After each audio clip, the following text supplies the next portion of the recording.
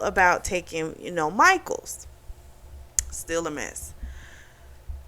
However, after she gets out of the shower, he dries her and she asks to suck his dick and he lets her, and then he has her bend over so he can fuck her. He had the thought that he could smother her right now and she could do nothing, but he wouldn't give in to his urges. He could never do that to Lainey. I was like, what? So apparently he also said in his mind that when he drowned Stephanie, he felt relief. So now I'm like, no, dude is just, he has to be a serial killer. They go into town the next day so the stranger can speak with his cousin. They go to a diner. He leaves Lainey there, and he, gives, I think it's like an iPad. He's like, you can watch a movie or something. There's Wi-Fi here. She starts having like a mini panic attack because the stranger was being like super quiet, and she felt like he's gonna get tired of her, and that's when she gets desperate and she starts doing shit. So she decides to go check her email and respond to some of the emails from Sammy. So Sammy's telling her that Michael's body has been found, and the sheriff, Harry, has been calling her trying to get in contact with Lainey. So Lainey responds back, how hurt she is, that happened to Michael, but that she is where she wants to be and just stop worrying. So the stranger comes back and he asks her what she was doing, and she says she was checking her email, and he got so pissed. He's just like, shut up. And he tells her, why would you do that? I'm tempted to just leave you here and just never look back. So that freaks her out because, she has this whole thing about being left behind and being, so the whole abandonment issue. So they get up to leave, and a woman there keeps saying she looks familiar, saying this to Lainey. And the stranger was just kind of like, no, she, who do you think she looks like, basically? And the woman's like, oh, she looks like that woman that was in that plane crash that they couldn't find. And he's like, oh, no, that's not her. She's just looking a little tired because, we had a long travel day yesterday and they make her a little anxious. And that didn't help anything. And he thought as soon as he said it, like, that was stupid, Should have said anything about planes. But the woman then, comes to the conclusion, but she's kind of like, she looks like her though. So then Lainey springs into acting mode and says, oh, no, that's not me. My name's Nicole, and this is my husband Aaron. So then they go home, and as soon as they get inside the trailer, he asks, what did you tell Sammy? And she told him that she told her how sorry she was to hear about Michael and that she's doing fine. And in the stranger's mind, he's starting to think, like, did I make a big mistake? Is she not who I thought she was? Because I thought, she was a strong person, but maybe she's stupid and this isn't going to work. So then the stranger tells her, you do know you can't keep contacting Sammy, right? And she was like, I know it was stupid. I was just bored and you just left me there like a dog. And I do things when I feel like I'm not wanted.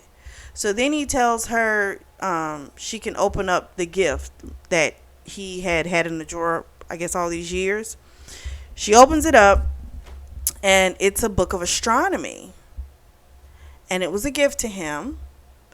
And the inscription to it says, to my little stalker. And it had a picture of the belly dancer. And, she has, dark brown hair, probably almost black. And, nice body. And it was semi-nude. She was semi-nude. So we get the backstory of what finally happened between him and the belly dancer. So when he was 18, him and the belly dancer started this love affair where they would basically fuck outside and then look at the stars. So good old Lainey is on jealous mode, right? Because first of all, he's kept his gift that was from this person all these years. So now she's starting to feel, oh my gosh, he loves someone else, right? That doesn't work too well with Lainey and her thoughts. So, of course, she asks, did you love her? He says no, but Lainey's still thinking, but you kept it all this time. So then he told her the woman's dead. So then she was like, oh. he wanted her to ask so bad, like, how did she die? But she didn't ask him. She, like, went on to, like, something else. Because he was kind of, like, waiting to come clean and say what this thing he had done. But she didn't do it, which was a disappointment to him. So she starts talking about how she needs a hobby, because she was starting to work herself up. And he's like, yeah, you do need a hobby. He's like, I'm going to teach you to hunt. So they go to Aaron's cousin Steve's place, the stranger's alleged cousin's place. And Steve's blind. So now it makes sense of how he's able to kind of manipulate the guy, because the dude doesn't know what he looks like. So then they have some small talk and they go shooting. When they get back home, she tells the stranger that she knows he has a dark past, and she just wishes he would just kind of trust her and open up. So they make a dare to each other. And it basically was, if Lainey tells her dark secret, he'll tell his.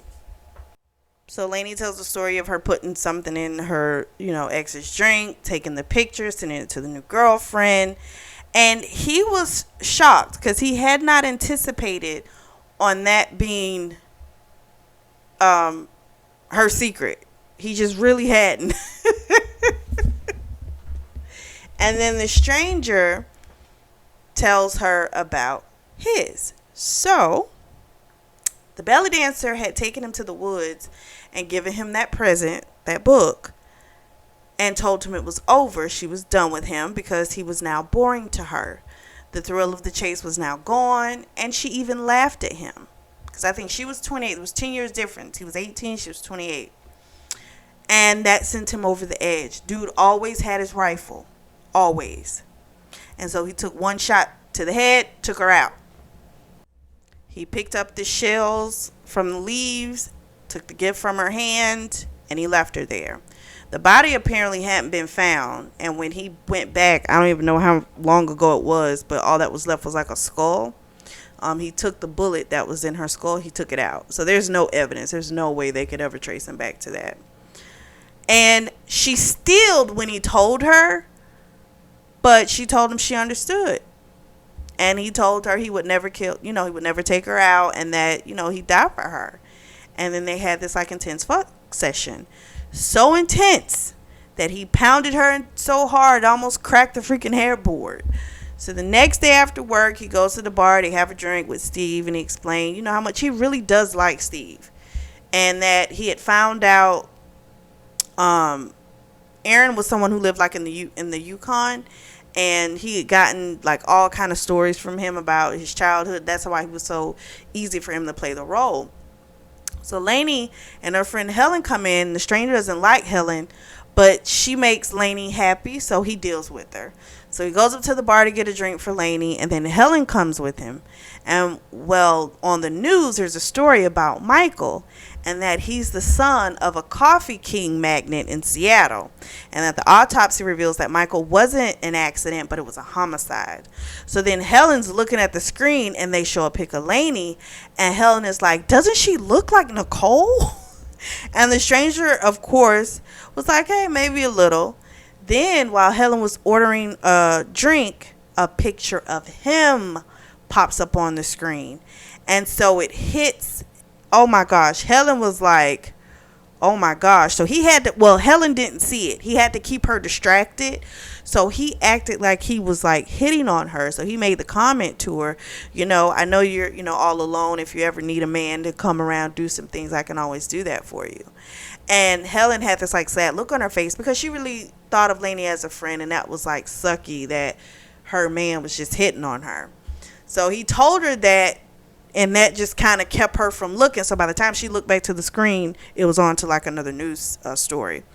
He walks away from the counter and thinks to himself, me and Lainey, we're going to have a talk when we get home. They get home, and he lets into Lainey about everything he saw on the TV. And she was like, I didn't think it was important because him and his dad, they're not close. And I sent a pic to Sammy because I wanted her to see how hot you were. And he was like, yeah, but now we've got to go with the original plan. She was like, what do you mean? You're leaving me? And he said, I'm not leaving you, but we'll have to meet up later. And the girl had a full-on panic attack, telling him she couldn't live without him. Just take her out now. Like, she flipped. And he had to calm her down and explain that this is what had to happen for both of them, or they both are going to be fucked. So then he tied her. He tried to recreate the first night when they had fucked, and he used a knife to like open up her shirt and clothing and all that type of shit. And of course, it was like this intense session of like "I love you" and telling, because they knew it was gonna be a long time before they were ever able to do this again. About how much he loves her, and him telling her, "You don't you ever forget what it feels like to be owned by me."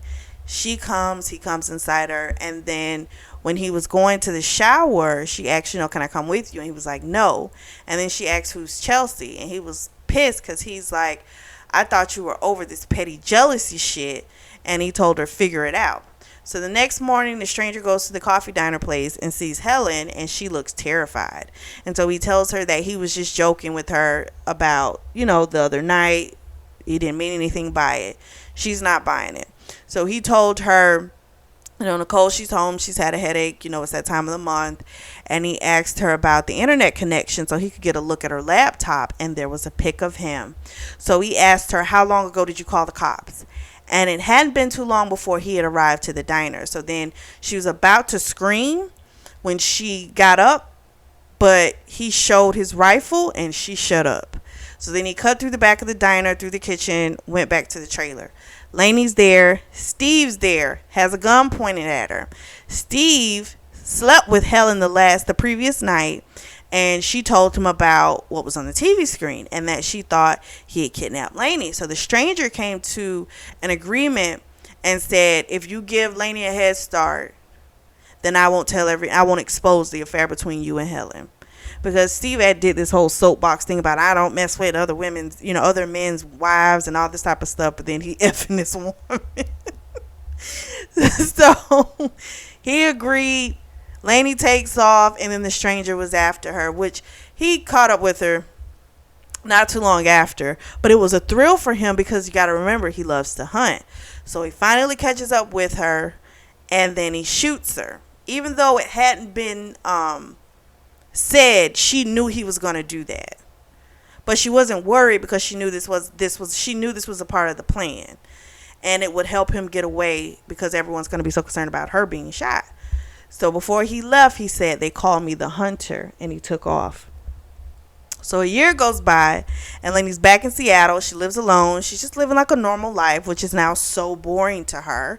She leaves the bar where she was with her friend Sammy, and her friend Harrison begs to walk her home. So she finally lets him, and then when they get to her place, she tells him, "You're not coming up." And he yells, "I'll wait for you." So she goes to her room, which she has a padlock on it. And everyone thinks it's because she's so traumatized. But it's because she has been doing research on the serial killer, the hunter. And also finding out about who the hell Chelsea is. So she knew she had to be a girlfriend or a wife. We find out that the hunter makes his marks on October 17th each year. And that the women are all dark haired, like the belly dancer. This doesn't change how she feels about him because she knows that he only did it because he was rejected, and she understood that. So the next day, she goes outside. She sees a disturbance with police cars, crime tape, and she feels that tingle. And when she looks, she sees the stranger. He's cut his beard. He has a suit. He looks totally different, but his eyes are how she knows it's him. And he has a phone in his hand, and he calls her, and she answers, and he says, "Did you figure out who Chelsea was?" And she said no. He tells her that Chelsea was his wife and that she had died in a car accident 4 weeks after they were married. Nothing more. She was not one of the conquests. So she believed him, and he told her that he would never take her out. Like, he would never do that. Which he would, because he could have done that because he found her on October 17th. So he could have taken her out, and it would have been an easy, one, because she was half dead anyway when he found her. So they go and live in Saskatchewan. I don't know if I said it right. And they have a daughter and a son. He works in forestry, and she's a stay-at-home mom. She calls him Luke now. We don't know if that's his real name because he had made the statement earlier that no one else would call him by his name. The last person that said his real name was his mother on her deathbed. And she said it right before she slipped away. and no one else will say his name. He said not even Laney. So I don't think that's his name, but I guess that's what they're going by now. Um, they now hunt together, but we don't know if it's like, are they hunting people, or if they're just kind of going hunting like normal, like going to hunt animals. We don't know. But they literally have a babysitter coming over that night because they're going to go hunting. And that is how the book ends. Dark is, I feel like, not even appropriate for this book. I feel like it goes beyond dark, this love story. But I knew he was a serial killer. I'm like, he's got to be, because this doesn't make sense. So that was Exposed. What did you guys think of this series? This was very different from any series I've done. It's super dark. We're going to have to lighten it up next week. Let me know what you think in the comments section below, as well as the discussion board. As always, I truly do thank you for your support, and thank you for tuning in to the Always Reading Book Club.